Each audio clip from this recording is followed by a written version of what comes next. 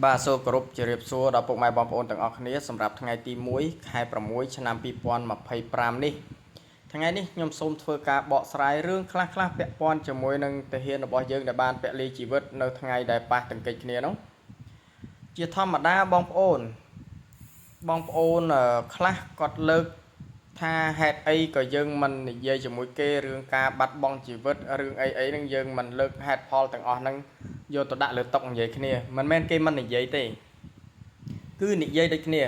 តែបងប្អូនដឹងថាយ៉ាងម៉េចទេគេក៏ប៉ះដែរបងប្អូនគេក៏ត្រូវច្រើនដែរគេគ្រោះថ្នាក់ច្រើនជាងយើងទៀតមិនមែនគេមិនគ្រោះថ្នាក់ទេពេលមកប្រាវហ្នឹងគឺគេគ្រោះថ្នាក់ច្រើនជាងយើងទៀតព្រោះយើងមាញ់ត្រង់ជាងគេហើយជាធម្មតាសង្គ្រាមតាប៉ះមុខគ្នាតាត្រូវបាញ់គ្នាហើយគឺកិច្ចមិនផុតទេអារឿងពលីជីវិតនេះគឺម្ដងម្កាលគឺតែងតែមានហើយ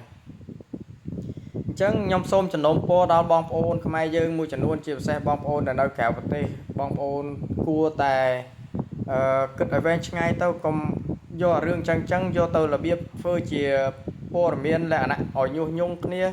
ដើម្បីឲ្យខ្មែរបែកបាក់គ្នាដើម្បីឲ្យខ្មែរឆ្លោះគ្នាយើងឈប់ទៅជាធម្មតាទេទាហានដែលពលីជីវិតអ្នកណាក៏សោកស្ដាយអ្នកណាក៏ស្ដាយដែរគឺស្ដាយដូចគ្នាមិនមែនមានចិត្តតែអ្នកនៅក្រៅប្រទេសទេអ្នកក្នុងប្រទេសគឺមានចិត្តដូចគ្នាហើយគាត់ពលីជីវិតក៏គាត់ខាងក្រសួងខាងអីក៏បានជួយដល់ក្រុមគ្រួសារគាត់ដែរមិនមែនពលីជីវិតដោយអាសាបងនោះទេអញ្ចឹងខ្ញុំសូមសំណូមពរមិនថាបងប្អូនខ្មែរនៅក្នុងស្រុកឬក៏បងប្អូនខ្មែរនៅក្រៅស្រុកទេបើឈប់បានឈប់ទៅអារឿងអាបង្កញុះញង់ហ្នឹងយើងដឹងស្រាប់ហើយឥឡូវប្រទេសយើងកំពុងតែមានបញ្ហាហ្នឹងកើតឡើងទៀតពេលដែលគ្រោះថ្នាក់អ្នកដែលនៅក្រៅប្រទេសគឺអង្គុយចាំតែហើយអើទេតែអ្នកដែលគ្រោះថ្នាក់គឺអ្នកនៅក្នុងស្រុកអញ្ចឹងអ្នកញុះញង់គឺប្រកែកញុះញង់នៅខាងក្រៅដល់ពេលអ្នកបញ្ហាគឺបញ្ហានៅក្នុងស្រុកប្រសិនបើគិតថាយើងជាអ្នកស្នេហាជាតិមាតុភូមិពិតប្រាកដមែនចូលមកក្នុងស្រុកមកទៅធ្វើអីនៅក្រៅស្រុកហ៎បើថាឧទាហរណ៍ដូចជាពលករខ្មែរយើងពួកគាត់ទៅដាក់ពាក្យដាក់អីទៅធ្វើការនៅកូរ៉េនៅជប៉ុនទៅខំប្រឹងធ្វើអញ្ចឹងធ្វើអីខ្មែរដូចតែគ្នាទេចាំបាច់បាតកម្មកោតកម្មខ្ញុំក៏ដឹងដែរថាបាតកម្មកោតកម្មដើម្បីរឿងល្អដើម្បីប្រទេសជាតិក៏ប៉ុន្តែបងប្អូនល្មមតែដាក់ពាក្យបានទៅជាប់ធ្វើការនៅកូរ៉េគឺនៅជប៉ុនអីហ្នឹង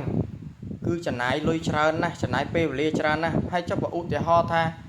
ពេលដែលយើងធ្វើអញ្ចឹងស្រាប់ខាងក្រសួងស្នើសុំឲ្យទៅខាងក្រសួងខាងប្រទេសជប៉ុននិងប្រទេសកូរ៉េសុំឲ្យបងប្អូនទាំងអស់គ្នានឹងចេញមកវិញតើបងប្អូនគិតយ៉ាងម៉េចព្រោះអីបងប្អូនចេញទៅពីក្រសួងការងារដូចគ្នាការស្នើសុំគឺចេញពីក្រសួងការងារអញ្ចឹងបងប្អូនត្រូវគិតឲ្យវែងឆ្ងាយកុំគិតអាខ្លីមួយញ៉ែកប៉ុណ្ណេះណាយើងទៅខំប្រឹងរកស៊ីខំប្រឹងរកលុយចិញ្ចឹមក្រុមគ្រួសារយើងទៅយើងកុំគិតរឿងទាំងអស់ហ្នឹងហើយក៏មិនមែនថាមិនអោយគិតសោះទេសូម្បីតែខ្ញុំក៏គិតដែររឿងប្រទេសជាតិគ្មានអ្នកណាមិនគិតទេក៏ប៉ុន្តែការគិតរបស់យើងពេលខ្លះជាលក្ខណៈញុះញង់យើងកុំអីល្អជាងខ្មែរដូចគ្នាកុំអោយខ្មែរដូចថៃមើលថៃមើលមានពីរប៉ាក់អញ្ចឹងខ្មែរយើងរាល់ថ្ងៃគឺប្រៀបដូចជាមានពីរប៉ាក់អញ្ចឹងដូចគ្នាយើងគួរតែបង្រួមសាមគ្គីខ្មែរយើងឲ្យចេះស្រឡាញ់គ្នាទៅខ្មែរយើងមានតែ14លានអ្នកទេគេមាន100លានជាងអ្នកបើគេបែកជា2ក៏គេនៅ50-60លានដែរចុះយើងបែកជា2បានប្រហែលលាន7-8លានអ្នកអញ្ចឹងយើងគួរគិតឡើងវិញឲ្យវែងឆ្ងាយមិនថាបងប្អូនក្នុងស្រុកឬក៏ក្រៅស្រុកទេអានេះជាសំណូមពររបស់ខ្ញុំទេតែបើបងប្អូននៅតែបន្តធ្វើក៏ធ្វើទៅអានឹងស្រេចចិត្តបងប្អូនខ្ញុំមិនហាមឃាត់ទេព្រោះជាសិទ្ធិរបស់បងប្អូនសូមអរគុណ